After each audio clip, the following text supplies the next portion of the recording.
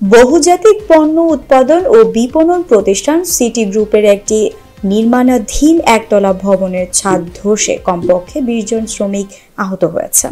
মুন্সিগঞ্জের গজারিয়া উপজেলার হোসেন্দি এলাকায় শনিবার ৪ জানুয়ারি দুপুর ১টার দিকে এ দুর্ঘটনা ঘটে। গুরুতর আহত অবস্থায় ২ জনকে ঢাকা মেডিকেল কলেজ হাসপাতালে পাঠানো হয়েছে। গজারিয়া ফায়ার সার্ভিসের স্টেশন অফিসার রিফাত মল্লিক জানান, দুর্ঘটনার খবর পেয়ে শনিবার দুপুর ১:৩০টার দিকে তারা ঘটনাস্থলে পৌঁছান। তারা আসার আগেই অন্যান্য শ্রমিকেরা আহতদের উদ্ধার করে চিকিৎসার জন্য বিভিন্ন হাসপাতালে পাঠিয়ে দেন। তবে ধ্বংসস্তূপের নিচে আরও শ্রমিক আছে কিনা তার সন্ধানে উদ্ধার অভিযান অব্যাহত রেখেছেন।